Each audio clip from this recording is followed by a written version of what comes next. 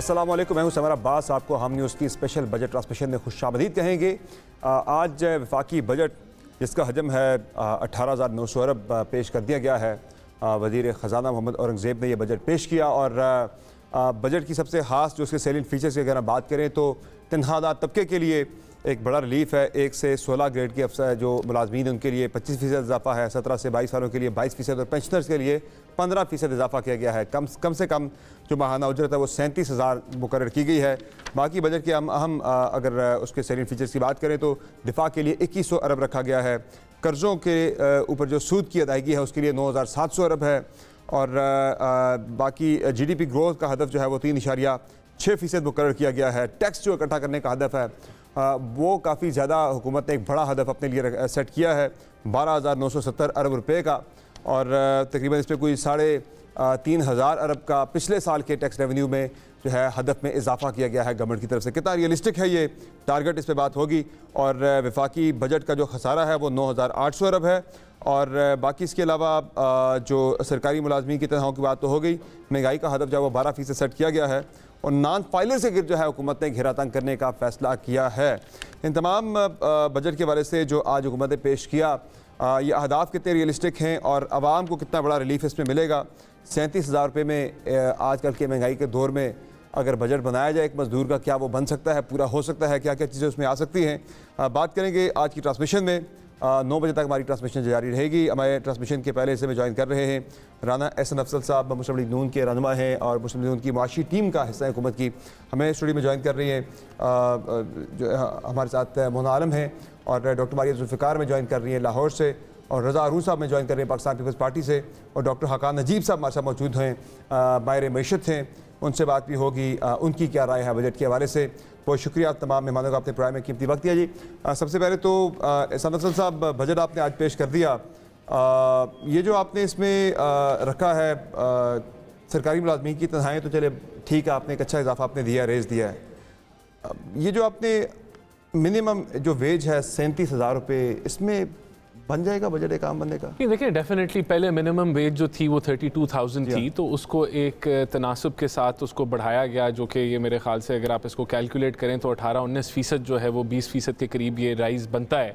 तो देखें अगर इसको ज़्यादा इंक्रीज़ कर दें तो फिर जो कॉस्ट ऑफ डूइंग बिजनेस है उसके ऊपर इम्पैक्ट आता है। तो हमने बैलेंस रखा है, हमने इन्फ्लेशन के मुताबिक उसको बढ़ाया है। बिल्कुल 37,000 रुपये में अगर आप कहें बजट एक मुकम्मल घर का बन जाए वो मुश्किल है, लेकिन हमने इसको फिर भी इन्फ्लेशन के साथ इसको बढ़ाया है। देखिए इसके साथ साथ जो हमने चीज़ें की हैं, जो 200 यूनिट से नीचे जो लाइफलाइन यूज़र्स होते हैं और जो मुतासिर तरीन तबका जो जिसकी ये कंजम्पशन होती है उसको हमने प्रोटेक्शन की है, तो वो उसकी यूटिलिटी प्राइसेस नहीं बढ़ेंगी। ये भी इसके साथ आप एक चीज़ ऐड कर लें। उसके साथ साथ जब आप GST बढ़ाएंगे तो उसमें उनको नहीं आएगा? देखें अब ये बड़ा आपने इंपॉर्टेंट पॉइंट रेज किया। देखें जनरली अगर आप पुराने बजट देखें तो ये कॉमन ट्रेंड था कि आप GST जो है ओवरऑल 1% बढ़ा देते हैं। इस बजट में हमने ये नहीं किया क्योंकि हमें पता था GST एक रिग्रेसिव टैक्स है, तो ओवरऑल GST की जो शरह है वो वही रखी गई है। कुछ एरियाज़ के अंदर जहां देखें ऑब्वियसली हम we are in IMF programme और हमने जो आपने बताया कि टैक्स का हदफ रखा है तो उसके अंदर हमने पॉलिसी मेजर्स हमने लेने थे, तो हमने प्रोटेक्ट किया जिस तरह जो ड्रग्स हैं, जो अद्वियात हैं, दवाइयाँ हैं, उनको प्रोटेक्ट किया हमने। हेल्थ सेक्टर के अंदर काफ़ी चीज़ों को प्रोटेक्ट किया, सेल टैक्स से एग्जेम्प्ट रखा। फिर इसी तरह एग्रीकल्चर के अंदर काफ़ी इनपुट्स को हमने प्रोटेक्ट रखा। तो इन चीज़ों को प्रोटेक्ट रखते हुए और सबसे बड़ी बात ये ओवरऑल सेल टैक्स जो पुराना ट्रेंड था 1% बढ़ा लो और पूरा ऑल अक्रॉस एक महंगाई की वो हमने नहीं किया। We have not done it. और हमने देखे कोशिश ये की है, we have broken, there are no holy cows. हमने सारी इनकम्स को इक्विवेलेंट ट्रीट किया। आपने देखा कोई जो एक्सपोर्टर्स के ऊपर हमने जो टैक्स लगाया है, कोई भी जो शराफिया है जो समझती है कि हमारी इनकम जो है वो प्रोटेक्टेड होनी चाहिए, उस चीज़ को हमने जो एक ट्रेडिशन चलता आ रहा था तोड़ा है। तो ये this is out of tradition, ये ट्रेडिशन से बाहर जाके ये बजट है। टैक्सेस की वजह से FPR की प्रेस कॉन्फ्रेंस आएगी तो मजीद चीज़ें सामने आएंगी, जरा डिटेल्स के क्या क्या कहाँ का कितना टैक्स लग रहा है। मोहन आलम क्या कहेंगे आप, बजट के हवाले से एक बैलेंस बजट है?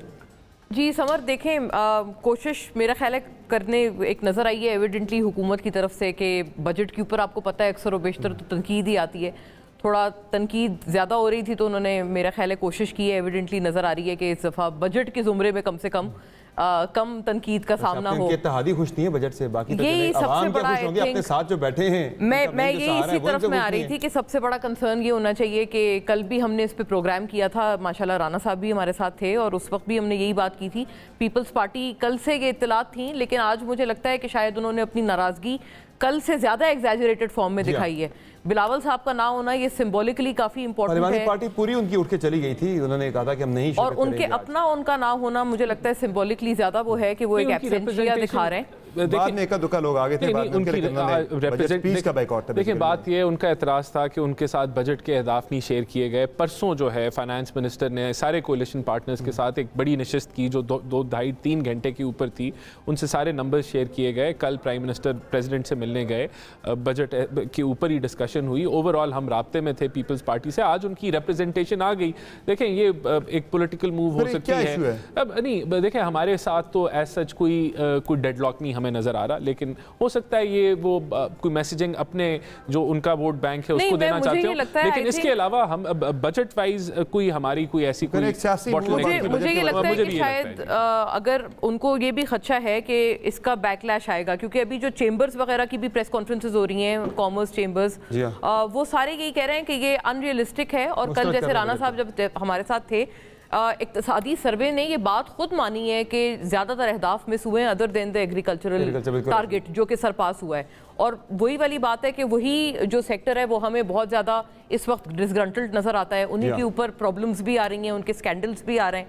तो आई थिंक पीपल्स पार्टी को पहले भी इसके ऊपर कंसर्न थे और शायद वो इसके ऊपर अपने वोटर्स का एक रिएक्शन नहीं लेना चाहते। ये तासुर देखे कि भाई हम तो पहले ही डिटैच्ड हैं इस बजट से, हमें तो पहले ही कॉन्फिडेंस नहीं रखा। रियलिस्टिक के ऊपर देखें, अभी तक अगर आप टैक्स कलेक्शन इस साल फाइनेंशियल ईयर में देखें तो तकरीबन 31 से 32% टैक्स कलेक्शन में इंक्रीज आया है। इन्फ्लेशन का नंबर तो 23-24% पे है, तो बाकी आपके इन्फोर्समेंट थी, टैक्स एवेजन की रुकावट थी, जिससे ये इजाफा आपने देखा है। इस दफ़ा जो इजाफा हम ये जो हमने इसको किया कहाँ तक ले जाएंगे बढ़ा के, देखें इस दफ़ा तो मेरे ख्याल से 10.2 का जो है वो 10.2 का टारगेट है टैक्स टू जीडीपी का। लेकिन मैं ये आपको बता रहा हूँ बिल्कुल ये रियलिस्टिक है, क्योंकि हम डिजिटाइजेशन की तरफ बढ़ रहे हैं एफपीआर के अंदर, और हम जो है वो इन्फोर्समेंट के ऊपर फोकस करेंगे। वो तो चीज़ें हैं जो हम बिल्कुल करेंगे, लेकिन जो इन्फ्लेशन के फिगर अगर हमने आप देखें 12% का हमारा हदफ है, वो डाल दें, 3.6 की ग्रोथ है,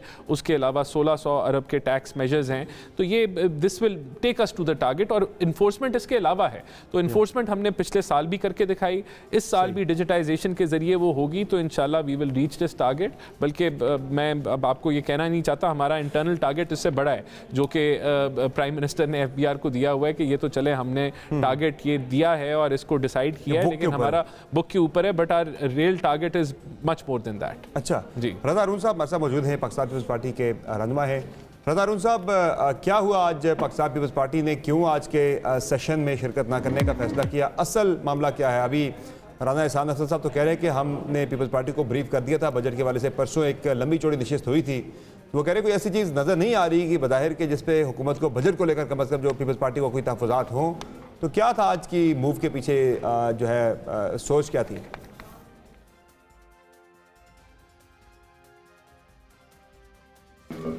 फरमा रहे थे कि परसों शायद ये फरमा रहे हैं वजीर खजाना ने बुलाया ना, तो दिस इज वेरी ऑड। आप एक कोलिशन के अंदर इस हद तक तो सपोर्ट कर रही है ना पाकिस्तान पीपल्स पार्टी के, उनका वोट बैंक आपके साथ है, कौमी असेंबली में सपोर्ट है, तो this is not giving importance कि आप अपने मेजर कोलिशन पार्टनर को अगर आप राइट एट द एंड 2 दिन पहले अगर आप कॉन्फिडेंस में लेंगे, तो मुझे बताएं कौन सी तजावीज़ आप उनकी मान लेंगे, क्या कर लेंगे। तो ये मैं समझता हूं मुनासिब रद्द अमल है, ये निगलेक्ट हो गया है मुस्लिम लीग जी। लेकिन वोट तो देंगे बजट के पास होने पे, उसमें तो कोई बाइकआउट बीच में कोई कॉलर और आ गया शायद मेरे साथ। अच्छा चले वो ठीक हो जाएगा। मैं आपको बता रहा हूँ बिल्कुल डेमोक्रेटिकली ये प्रोटेस्ट रजिस्टर कराना बहुत जरूरी था कि अपने मेजर कोलिशन पार्टनर को, जो बेशक आपके साथ अलायंस में गवर्नमेंट में नहीं है, लेकिन जिसकी वोटों की बुनियाद पर आपकी गवर्नमेंट है, इस तरीके से आप ट्रीट करना आपके लिए खुद भी ठीक नहीं है। तो ये यहाँ तक ये बात ठीक है। फिर जो आज मैं सुन रहा था, मैं तो प्रीवी नहीं हूँ एक्चुअली, तो पार्टी लीडरशिप ही बताएगी कि उन्होंने ऐसा क्यों किया। बिलावल भुट्टो साहब चेयरमैन साहब वही हैं, ये वर्जन की तरफ से आ जाएगा कि एग्जैक्टली अंदर की कहानी क्या है। लेकिन जो अपेरेंटली लगता है वो जो एरोगेंस या एरोगेंस कह लें या ट्रस्ट डेफिसिट कह लें या कॉन्फिडेंस में ना लेना एक अपने डेमोक्रेटिक पार्टनर को, I think that was the show off reaction. और क्योंकि लाजमी बात है कि जब बजट आ रहा होता है तो अगर देखें ना, बजट अगर पास होगा तो वो पीपल्स पार्टी के वोटों के साथ ही होगा ना। जी हाँ, सही है। तो जो भी बर्डन है, जो भी उसका बर्डन है, वो इक्वली शेयर तो उन सब लोगों को करना पड़ेगा जो उस बजट को पास करेंगे। तो जब उस बर्डन को शेयर करना होता है तो जिसने शेयर करना होता है उसकी तजावीज को भी इंपॉर्टेंस देकर अगर आप इनकॉर्पोरेट कर लेते या उनको अपने कॉन्फिडेंस में लेके इस बजट को बनाते, जिसमें कंसल्टेशन का मामला आता, जिसमें कि एक मुशावरत की प्रिंसिपल आती, बिल्कुल उसी तरह है ना समर, बिल्कुल उसी तरह है कि पंजाब असेंबली में इज्जत का बिल आप पास करते हैं, आप कॉन्फिडेंस में नहीं लेते। तो ये एटीट्यूड जो है एज अ फ्रेंडली एडवाइस है कि ये एटीट्यूड जो है इतने बड़े स्टेज पे, बड़े प्लेटफॉर्म पे होना नहीं चाहिए कि बाद में आपको मनाना पड़े। तो मनाने की नौबत हुकूमत में आते हैं, आप लोग रवैये जो है ना बदल जाते हैं, अपोजिशन में कुछ और होते हैं रवैये। मैं तो फ्रेंडली एडवाइस कर रहा हूं। सही है। देखें हमारे लिए नून का मसला है, ये नून का मसला है। जब ये हुकूमत में आती है ना, जरा इनका रवैया कुछ और होता है, जब अपोजिशन में होते हैं फिर ये जरा मस्कीन बन जाते हैं। मैंने कहा हो सकता है कि मैं कहता हूं हो सकता है सरफे नजर हो गया। चले देखें, एक लिंगरिंग प्रॉब्लम आई थिंक था, सिर्फ बजट रिलेटेड नहीं था, क्योंकि गंदुम स्कैंडल पे भी पीपल्स पार्टी को था कि आप लोग कुछ बताएंगे, और फिर वो जो पंजाब में बिल आया था उसके ऊपर भी पीपल्स पार्टी ने इतनी बारीक वारदात डाली है। वारदात तो डाली है, रजा साहब से पूछा जा सकता है, लेकिन आई थिंक इज्जत वाले पे तो Peoples Party hand in glove with PMLN, मैं तो उस पे आई एम क्लियर। बट जो प्रॉब्लम्स थे मुझे लगता है वहीं से ओरिजिनेट हो रहे थे। अगर वारदात डाली है तो किसी इशारे पे डाली है, मैं नहीं जानती कि क्यों डाली है। I am not judging Peoples Party on this, but I am just saying कि कुछ इश्यूज थे जो कि पहले भी नजर आ रहे थे और आई थिंक उनको बर वक्त हल हो जाना चाहिए। ठीक है, मैं हकान नजीब साहब हमारे साथ मौजूद है, उनसे जरा उनकी राय लेते हैं जो बजट के हवाले से। हकान नजीब साहब, कैसा लगा आपको बजट जो आज पेश किया गया है वफाकी हुकूमत की जानिब से? सॉरी, आपकी आवाज कट रही है।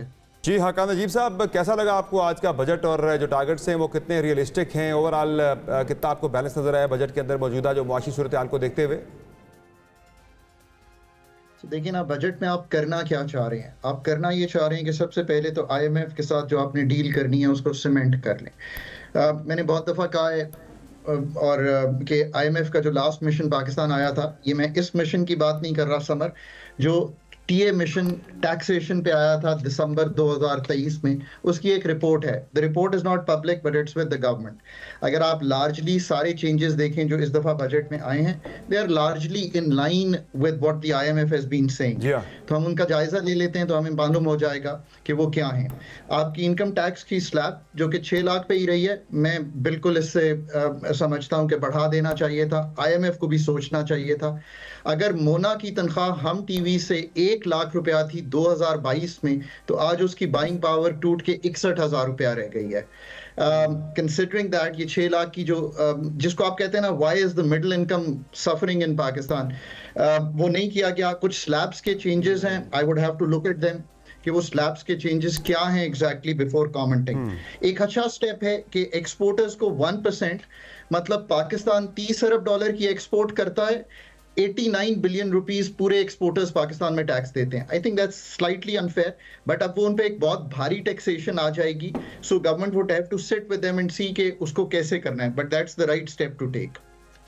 अगर आप इससे आगे जाएं तो जो कैपिटल गेन्स 15% का है, that's a good step too. Non filers को 45% पे ले जाना, that's a good step too. इसमें कोई नहीं बात। गाड़ियों को इतना महंगा करना एट अ टाइम जब ऑलरेडी गाड़ियों की सेल हाफ हुई हो, द गवर्नमेंट मस्ट हैव जी यूज्ड कार्स को they must have thought something. I mean that's something. E-bikes, fans, these are good areas to go by.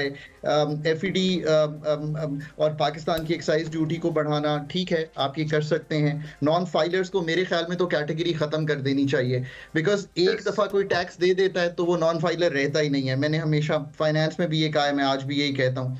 Tax simplification के बहुत ज्यादा चीजें आपको दिखाई नहीं दी।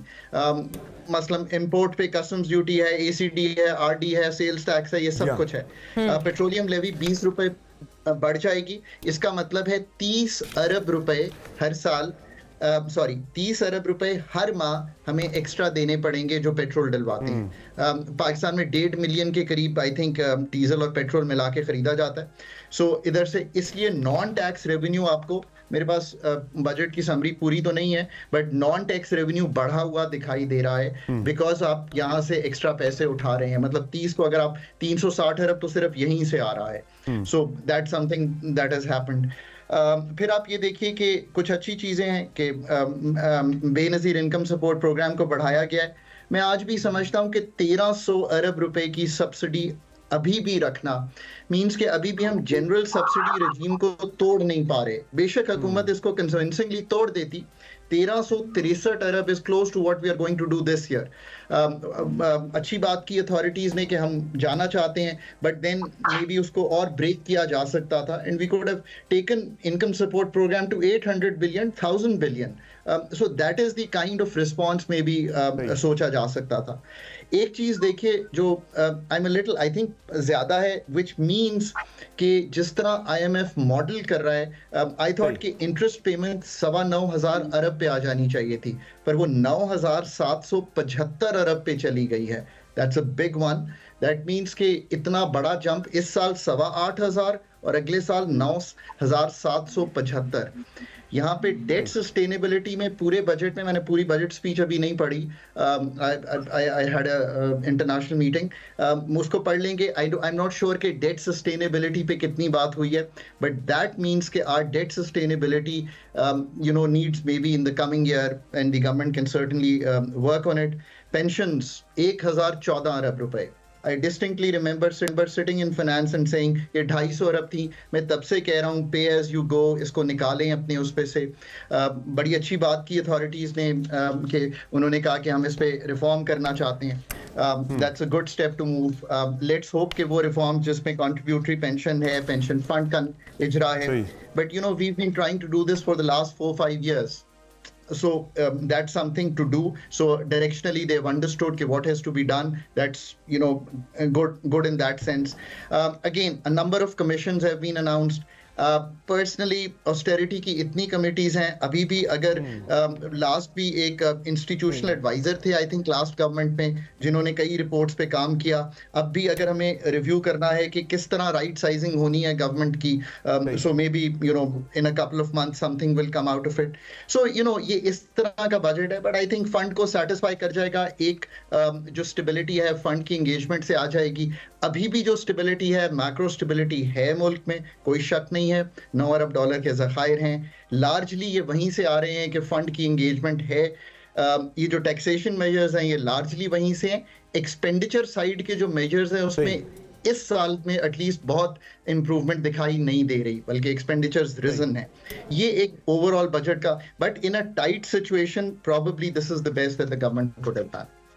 अच्छा सर, मुझे एक चीज़ जो अगर मैं रिस्पॉन्ड करना चाहूँ, देखिए इन्होंने वो सैलरी क्लास को तो हमने प्रोटेक्ट किया है इस दफ़ा। हमारे पे जो इनिशियली जो बातचीत हो रही थी उस पर तो स्लैब्स बढ़ाने की बात हो रही थी। सरकारी मुलाजमीन की बात हो रही है, प्राइवेट मुलाजमीन भी तो है। नहीं, मैं प्राइवेट मुलाजमीन की बात कर रहा हूँ। उनका तो इंक्रीमेंट कोई नहीं लगा था, टैक्स तो उनका वहीं पे खड़ा स्लैब्स उनके। देखिए स्लैब हमारे तो स्लैब्स बढ़ाने की बात हो रही थी, 45% के स्लैब इनकम टैक्स स्लैब पे जाने की बात हो रही थी। खबरें काफी खतरनाक थी। ये कोई 300 अरब का इम्पैक्ट सैलरी क्लास पे आने लगा था, जिसको हमने रीनिगोशिएट करके इसको हम नीचे लेके आए और बहुत इसको मेलो किया है हमने। और देखें बात ये है कि इसमें कोई शक नहीं है कि हमें पॉलिसी मेजर्स लेने पड़ते हैं, और वो हम अगर ये कहें कि हम टैक्स बेस को बढ़ाएंगे या हम ये कहें कि हम ये जो है इवेजन को रोकेंगे, तो वो उसको नहीं तस्लीम करती IMF, क्योंकि आपकी एक क्रेडिबिलिटी का लैप्स रहा है। लेकिन उसके बावजूद हमने उनको कन्विंस किया है कि हमने सैलरी क्लास पे मजीद बोझ नहीं डालना, और इसको बहुत हद तक हमने मेलो किया है। तो this is again out of tradition. ये ट्रेडिशन से बाहर ये चीज़ हुई है जो रेगुलर एक चीज़ होती आ रही थी कि सैलरी क्लास पे मजीद बोझ डाल दें। देखिए इसके बाद जो स्टॉप फाइलर्स की बात हुई, जो फाइलर्स जो हैं वो अपनी कोई ट्रांजैक्शन करते हैं और बाद में नॉन फाइलर्स बन जाते हैं, इस चीज़ को आइडेंटिफाई कर लिया गया है। और इस दफ़ा ये बड़ा क्लियर कट है कि इस साल के अंदर ऐसा नहीं होने देंगे। जो एक दफ़ा फाइलर बनेगा फिर उसको छोड़ा नहीं जाएगा। और वो डिजिटाइजेशन जो मैंने आपसे बात की, जो डेट सस्टेनेबिलिटी की बात की, देखें हमने इस साल भी अभी ये जो 9 महीने हैं हमारा प्राइमरी सरप्लस है 1.5% का, और we are closing at 0.4% primary surplus. इस साल जो है वो 1% ऑफ GDP हम प्राइमरी सरप्लस दिखाएंगे इंशाल्लाह ताला सूबों के साथ मिलके।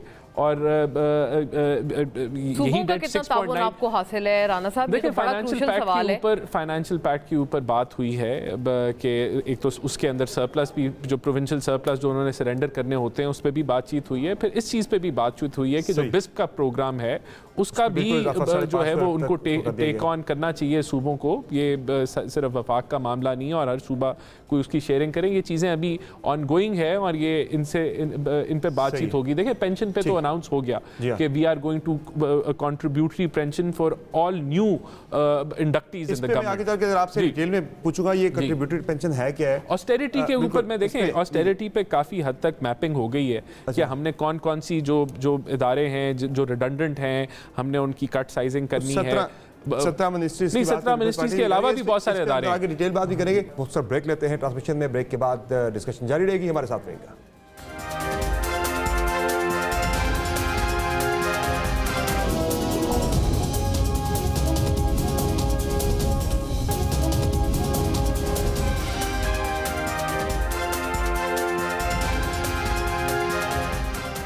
वेलकम बैक नाज़रीन। बात हो रही है बजट के हवाले से जो कि आज पेश किया जा चुका है। 18,900 अरब का ये बजट है। डॉक्टर मारिया जुल्फ़िकार से ब्रेक से पहले हम बात करना चाह रहे थे। डॉक्टर मारिया, आपकी क्या राय है बजट के हवाले से? कितना बैलेंस बजट जो है वो आज पेश किया है मौजूदा हुकूमत ने, मौजूदा जो एक मुआशी सूरत हाल है उसके अंदर? और आप कोई सवाल अगर करना चाहें राना एहसान अफसर साहब से वो भी आप कर सकती हैं। तमन, मैं अपनी राय देने से पहले टेकिंग दिस अपॉर्चुनिटी के राना साहब मौजूद हैं आपके साथ, तो मैं राना साहब से एक सवाल करना चाहती हूँ। राना साहब, हमारे यहाँ पे कल जो फाइनेंस मिनिस्टर ने भी स्पीच की तो उसमें कहा there will be no sacred cows and everyone will be taxed. Problem हमारी हमेशा जो अनडॉक्यूमेंटेड इकोनॉमी है उसकी आती है। अब आपने एक प्रोग्राम अनाउंस किया था ताजर 2 स्कीम जो टैक्सेशन के हवाले से था, और आपकी उम्मीदें ये थी कि तकरीबन आप 3 मिलियन ताजर जो हैं उनको टैक्स नेट में ले आएंगे। एंड अनफॉर्चुनेटली 30 अप्रैल को जब उसकी डेडलाइन ख़त्म हुई तो गालिबन सिर्फ 100 लोग जो हैं वो इस स्कीम में आए थे। उसके बाद आपने सिम्स बंद करना शुरू कर दी, उसकी वजह से कुछ थोड़ा ज़रा पॉजिटिव उसका जो है वो आना शुरू हुआ। बट डिस्पाइट दैट कहाँ 3 मिलियन और इस वक्त भी 22,000 सिर्फ जो हैं वो लोग इसमें टैक्स नेट में हैं। जो वो अनडॉक्यूमेंटेड इकोनॉमी है, क्या यहाँ पे हमारी विल नहीं है, कैपेसिटी नहीं है, या फिर हमारे ये वोटर सपोर्टर जो हैं वो आ जाते हैं, आड़े आ जाते हैं, जिसकी वजह से हम वो स्टेप्स नहीं ले सकते? क्योंकि अभी भी ये बात हो रही है कि असल तो चीज़ें वहाँ से निकलनी है ना, असल तो अनडॉक्यूमेंटेड इकोनॉमी को डॉक्यूमेंट करने में आना है, तो उसके सम्राट तभी जो है वो सामने आएंगे, वरना इस तरह तो चीज़ें नहीं चल सकती। देखिए, आपने डॉक्टर साहिबा बिल्कुल ठीक कहा। अप्रैल तक जो है बल्कि 75 के करीब जो हैं वो वॉलंटरी लोगों ने रजिस्टर किया था। अप्रैल के बाद हमने इसको इन्फोर्स करना शुरू किया और इस वक्त मेरे ख्याल से we have, if I am not wrong, 40,000 हम रजिस्ट्रेशन को क्रॉस कर चुके हैं, which is quite a good number. देखें, इसमें 3 मिलियन का टारगेट नहीं है। हमने पहले 4 मेजर शहरों को जो है वो टारगेट किया था, उसके अंदर जो टारगेट है वो 4 लाख है और हम इस इन्फोर्समेंट को दिन ब दिन बढ़ा रहे हैं और इसके अंदर they will be no backing out.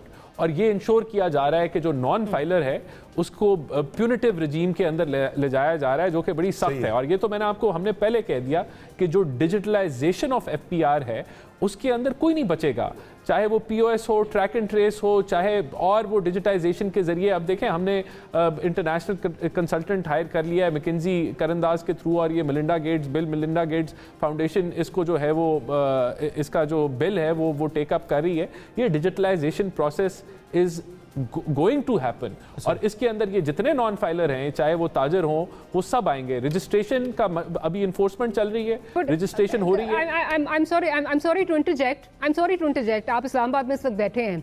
Islamabad की एक बड़ी मशहूर मारूफ बड़ी पुरानी बेकरी है, आज भी वहीं पे कायम दायम है और उन्होंने बड़ा जो है वो पसपा करके रखा हुआ, चस्पा किया हुआ है अपने दरवाजे पे, एंट्रेंस डोर पे, कि सिर्फ हम जो हैं वो कैश लेंगे, हम कार्ड नहीं लेते। मतलब इस तरह के और बहुत सारे लोग जो हैं वो ऑलरेडी इस वक्त मार्केट में जो है वो मौजूद हैं। This is just one example, I don't want to quote any names. Having said that, अब इतनी देर से ये चीज़ अगर चल रही है, पॉइंट इज कि इस तरह के बड़े मगरमच्छ जो हैं या इस तरह की बड़ी जो इन्फ्लुएंशियल लोग जिनको कंसिडर किया जाता है, उनको तो नज़र आ नहीं रहा, उनको तो हमें नहीं नज़र आ रहा कि वो टैक्स नेट में जो है वो आएंगे या किस तरह आप लेकर आएंगे। आप your smiling, I hope that you have a plan in place. नहीं, वो तो जो जिसका आप नाम ले रही हैं वो तो प्रोग्राम के बाद मैं आपसे नाम पता कर लूँगा, उनको पहले हम उनको रजिस्टर करा लेंगे। लेकिन मैं आपको बता रहा हूँ, there is going to be no backing down. हम लोग ये रजिस्ट्रेशन प्रोसेस 4 शहरों में हम 100% अचीव करेंगे। इसको अगर एक आधा महीना 2 महीने ज़्यादा भी लगते हैं, ये होगा। ये विल प्राइम मिनिस्टर की तरफ से आ रही है और ये हमें कोई कह नहीं रहा, ये हमने खुद करना है। ये मुल्क नहीं बच सकता जब तक हम हर सेक्टर जो टैक्स नेट में जिसको होना चाहिए उसको लेके नहीं आएंगे। This will happen. ये हमारा पहला साल है, बल्कि चंद पहले महीने हैं, और हम लोग इसके ऊपर आज से ही चढ़ चुके हैं, इस एजेंडा के ऊपर, इस प्रोजेक्ट के ऊपर। तो there will be no backing down. इंशाल्लाह आप जब 2-3 महीने बाद दोबारा मेरे से ये सवाल पूछेंगे तो हम वो जो 4 लाख का टारगेट है इन 4 शहरों में उसको इंशाल्लाह सरपास करेंगे और इसकी तरफ जाएंगे। रज़ा हारून साहब, खान साहब जेल से ये फरमा रहे थे आज से कोई 1.5-2 हफ्ते पहले कि बजट के बाद पाकिस्तान पीपल्स पार्टी हुकूमत से अलग हो जाएगी, कि वो ये बोझ उठा नहीं पाएंगे। है आपको इस चीज़ की फिक्र कि ये सारा जो हुकूमत फैसले कर रही है, मुआशी फैसले, उसका बर्डन आपके ऊपर भी उतना ही आना है और आपके लिए शायद फिर वो इस बैगेज को संभालना मुश्किल हो जाए और आप हुकूमत से अलग हो जाए? है कोई ऐसा ऑप्शन जो आप बिल्कुल हुकूमत से अलहदगी वाले को आप बिल्कुल रूल आउट कर रहे हैं? ऐसा कुछ नहीं होगा, बाकी सख्त मैय्यज होंगी। बाकी पहले तो ये करें ना कि उनका पानी पीटीआई कहना छोड़ दें, स्पोक्स पर्सन पीपल्स पार्टी कहना शुरू कर दें। तो ओहदा कोई था नहीं, उनको मिल गया। भी सर उन्हें कहीं से कोई इशारा हुआ हो कि पीपल्स पार्टी ऐसा करने जा रही है, या आपके कोई बैक चैनल रखते हो पीटीआई के साथ आपकी पार्टी के? कुछ भी हो सकता है भाई, वो हमारा बड़ा भाई इशारे भी चलता है, तो उसको चलने दे, कोई मसला नहीं, कोई इशू नहीं। देखिए, हम जो आप गुफ्तगू फरमाए ना, मेरे दोस्त भी जो राना एहसान भाई कह रहे हैं, जो इंपॉर्टेंट बात है ना, जो मैं कहता हूँ मुशावरत होनी चाहिए, और सिर्फ हमसे ही नहीं होनी चाहिए थी, सबसे होनी चाहिए थी। इसलिए इन सारी पॉलिसीज की अच्छी बातों की इम्प्लीमेंटेशन ऑन ग्राउंड होनी है। ऑन ग्राउंड अगर पॉलिटिकल फोर्सेज आपके साथ होंगी, तमाम जमातें इंक्लूडिंग पीटीआई या एसआईसी जो भी उनका अभी जमात है, everybody if they are on board, then they will be your partners, they will be your advocates on board इस पॉलिसी की इम्प्लीमेंटेशन में। वरना इसमें आपको प्रॉब्लम आएंगी, कोई पॉलिटिकल पार्टी खड़ी होगी, कोई नहीं खड़ी होगी। इसलिए बहुत जरूरी होता है कि आप इसके ऊपर ध्यान। अच्छा, दूसरी बात है कि सिविक सेंस, मैं टेक्निकलिटीज तो हमारे भाई सब कुछ बता ही रहे हैं, और बजट बेसिकली होता है तखमीना, और इसको ऑप्टिमिस्टिक ही होना चाहिए, इसको रियलिस्टिक नहीं होना चाहिए। I don't think budget should be realistic, it should be optimistic. ये ज्यादा होना चाहिए, ताकि अगर आप 14,000 का टैक्स रेवेन्यू कलेक्शन सोच रहे हैं, तो अगर 12,000 14,000 ही सोचना चाहिए। आपको अपने आप को फ्रंट पे रखना चाहिए, अपनी वर्क फोर्स को, अपनी गवर्नमेंट को पुश करके रखना चाहिए कि we have to achieve it, we have to achieve the unachievable, तभी काम होगा। दूसरी बात जो इसमें इंपॉर्टेंट बात है ना, वो ये है कि अखराजात का कंट्रोल करना बहुत जरूरी है। फिर जो हम ये कह रहे हैं ना, सारी चीजें टैक्स नहीं, सब चीजें आप टैक्स से नहीं कर सकते। आपके पास 3 और ऑप्शंस हैं। अपनी एक्सपोर्ट्स को बढ़ाएं, टैक्स भी बढ़ाएं, एक्सपोर्ट्स को बढ़ाएं, फॉरेन डायरेक्ट इन्वेस्टमेंट को लेकर आए मुल्क में। मुल्क तब चलता है ना जब जॉब जनरेशन तब होगी, पैसा जब आएगा, पैसा जब उससे मल्टीप्लाई होगा, तब आपको फायदा होगा। तीसरा, आप अपनी रेमिटेंसेस को बढ़ाएं। ये आपके रेवेन्यू के वो जराए हैं, वो तरीकेकार है जिससे कि आपकी इकोनॉमी पे बोझ नहीं आता, बल्कि इकोनॉमी को फायदा होता है। टेक्नोलॉजी आती है, इन्वेस्टमेंट आती है, कारोबार बढ़ता है, इंडस्ट्री ग्रोथ करती है। तो जहां आप सारी एफर्ट यहाँ पे लगा रहे हैं, वहां एक तरफ आपको अपनी एफर्ट यहाँ पे भी लगानी होगी, और उसके लिए आपको पॉलिटिकल स्टेबिलिटी बहुत जरूरी है। और तीसरी बात बहुत इंपॉर्टेंट समर भाई, आपके शो से जो पाकिस्तान के अवाम को बताने वाली बात है ना, देखिए अभी मेरी डॉक्टर साहब ने फरमाया कि एक बेकरी है, उसने लिखा है कि सिर्फ कैश पे। यार, अवाम को इतना सेंस होना चाहिए कि मैं और आप, अगर आप टैक्स दे रहे हैं और हमारे टैक्स के पैसों से मुल्क चल रहा है, और कुछ लोग टैक्स, यार उस बेकरी का बॉयकॉट क्यों नहीं करते आप एज अ सिविक सेंस? आप जो अदा कैश में देना है रसीद पे, आप उसका बॉयकॉट कर दें। ये तो हम कर सकते हैं, हम कुछ नहीं कर सकते। अगर आप इजाजत दें, मैं इसी से एक सवाल जोड़ लूं। ये तो एक बेकरी का जो है ये एक एग्जाम्पल हो गया, बिल्कुल करना चाहिए। आप जिस शहर में बैठे हैं वहाँ पे एक इतना बड़ा बाजार है, जोड़िया बाजार, जहाँ पे सारी पर्चियों पे जो है वो काम चलता है। ये तो एक छोटी बेकरी है, वहाँ पे तो सब कुछ ही इस तरह चलता है, उसका कौन बॉयकॉट करेगा सर? आप करेंगे ना, मैं करेंगे, देना छोड़ेंगे ना। इसमें आप पहले देखें ना, हर आदमी देखें, डॉक्टर साहब अपना रोल प्ले करें। ये ना उम्मीद करेंगे जी जब सारा मुल्क करेगा तो मैं भी करूंगी।